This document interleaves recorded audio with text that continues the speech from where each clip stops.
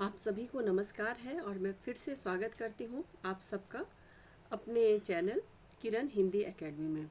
और आज भी मैं आप सबके लिए लेकर आई हूँ एक छोटा सा वीडियो एक अन्य साहित्यकार के लिए के ऊपर, जिसमें आप आज के कड़ी में देखेंगे कि रीति काल के बहुत प्रसिद्ध कवि रहे हैं साहित्यकार कौन, भिखारी दास जी। इनके बारे में बहुत कम देखने और सुनने को मिलता है। हम बस शुक्ल जी ने जो अपने इतिहास ग्रंथ में लिखा है इनके बारे में, वही इनकी जानकारी पाते हैं या कुछ और अन्य इतिहास ग्रंथों में। तो चलिए आज मैं परीक्षा की दृष्टि से कुछ महत्वपूर्ण तथ्य आपके साथ शेयर करती हूँ। आप स्क्रीन पे देख पा रहे होंगे सभी लोग कि ये हैं भिखारी दास जी, जिनका जन्म माना जाता है 1725 ईस्वी और मृत्यु 1760 ईस्वी में। ये जाति से कायस्थ थे और प्रतापगढ़ के पास ट्योंगा गांव के निवासी थे। ट्योंगा एक जगह है, वहाँ के ये रहने वाले थे, उत्तर प्रदेश के। इनके पिताजी का नाम था कृपादास। भिखारी दास प्रतापगढ़ के राजा पृथ्वी सिंह के भाई हिंदूपत सिंह के आश्रय में रहते थे। क्योंकि रीतिकालीन सारे ही कवि किसी न किसी राजा के आश्रित थे, तो ये पृथ्वी सिंह के भाई हिंदूपत सिंह के आश्रय में रहते थे।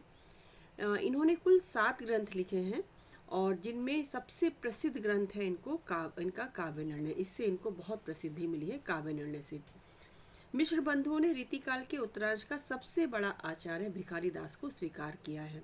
सारे पॉइंट जो हैं परीक्षा उपयोगी हैं। आप बस 5 मिनट का समय निकाल के वीडियो देखेंगे ना, तो इनके बारे में महत्वपूर्ण तथ्य आपको याद हो जाएंगे।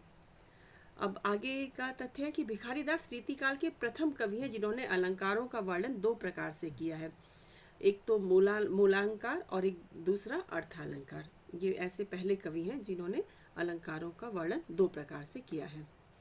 ब्रजभाषा के लिए काव्य में तुक को सर्वप्रथम काव्यांग के रूप में भिखारी दास ने ही ग्रहण किया है। अर्थात काव्यांग के रूप में तुक को इन्होंने अनिवार्य बताया। जो काव्य में तुक बंदी होती है उसको इन्होंने काव्यांग का एक अंग ही माना है। आधुनिक लेखक संजीव ने भिखारी दास की जीवनी लिखी है बच्चों, सूत्रधार नाम से। शीर्षक है सूत्रधार। आधुनिक लेखक है संजीव, उन्होंने इनकी जीवनी लिखी है। आचार्य रामचंद्र शुक्ल ने भिखारी दास को दास कवि कहकर पुकारा है। ये इनके बारे में कुछ महत्वपूर्ण तथ्य थे। अब कुछ रचनाएं इनकी देख लेते हैं। इनकी पहली रचना है अमरकोश, जो 1737 में आई। दूसरी रस सारांश 1742 ईस्वी। छंदोवर्ण पिंगल 1742 ईस्वी। काव्य निर्णय सबसे ज़्यादा प्रसिद्ध बच्चों यही है, काव्य निर्णय 1746 ईस्वी। श्रृंगार निर्णय 1750 ईस्वी। और इसके अलावा 5 ये तो इनके ईस्वी सन पता है। एक छठी इनका जो ग्रंथ है शतरंज शतिका, और 7वां है छंद प्रकाश। ये ग्रंथ इनके पाए जाते हैं। प्रसिद्ध पंक्तियाँ, इनकी पंक्तियाँ बहुत प्रसिद्ध हैं। कुछ पंक्तियाँ ना परीक्षाओं में पूछी जाती हैं और हमें समझ नहीं आता है किस कवि की हैं। रीतिकालीन कवि के इतना तो समझ जाते हैं, लेकिन हम लोग कंफ्यूज हो जाते हैं। तो चलिए आज मैं वो आपका संशय भी दूर कर देती हूँ। आपने सबसे पहले मैं कवि उस पंक्ति का जिक्र करूँगी जो आपने बहुत सुनी होगी कि तुलसी गंग दुओ भय सुकविन के सरदार। ऐसा लगता है ये किसने कहा है, तुलसीदास जी की है क्या? ये भिखारी दास जी की पंक्ति है, जिन्होंने कहा है तुलसी और गंग कवि दोनों ही सुकवि के सरदार माने जाते हैं। तुलसीदास जी की बहुत प्रशंसा की है उन्होंने। चलिए और पंक्तियों पे ध्यान देते हैं। काव्य की रीति सीखी सुखविंसों, देखी सुनी बहु लोग की बातें। ये पंक्ति भी इन्हीं की है। और एक और पंक्ति, झांझरिया झनकेगी चूरी खनकेगी एरी तन को नैन तोरे।